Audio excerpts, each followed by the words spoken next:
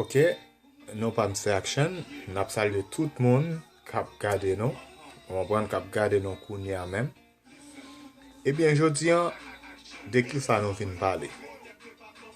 Nou vin pale de yon problem ki genyen nan moun kap reme yo. De nou pale de moun kap reme yo, nap pale de moun kap vive à l'extérieur de yon moun. Nou gen an pil neg pa bo isi ya os Etats-Unis.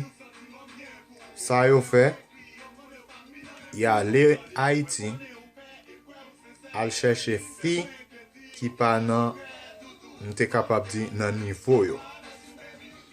Kompren? E pi gen fi tou ki fe men bagay la. Gen fi, moun nan tou noue, excuse m'expression, mba suppose til, moun nan tou noue, la le Haiti do se grimo l bezwen, la l cherche yon moun Haiti yon grimo. Kompren? E pi, garçon an tou li même, li pa même gon bon job nan men, la le Haiti, la li do se a doktor remen. Ok. Problem ki genyen, an di moun nan son doktor liye, ou même, ou pas même gon métier, ou pas même à l'école, ou pas même parler anglais, ou à Haïti, ou à chercher un docteur.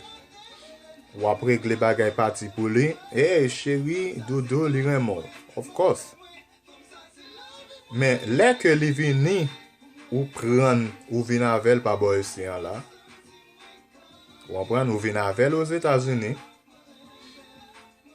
et docteur lié, on connaît métier là, li pap ka servi avec comme ça li fait l'aller l'école pour li kak prend ou on prend travail sous métier. Et pour même qui t'est entré là, ou pas faire rien. Ou pas faire rien, ou pas rien job. Et puis ou pensez docteur après aller travailler. Vous comprenez? Les filles besoin quitter ou rale manchette le couper cool ou tuer non. Et pas ça qui problème non. Tuer là pas guéri rien, li pas résoudre pièce problème. Moun kap gade m kounya la, m'ta reme en dinon sa kounya la. Li pi bon pour ou al Haiti, ou al cherche un ti moun nan mon. Nan mon, lem di nan mon nan, on wè moun ki avec bagay nan tête yo.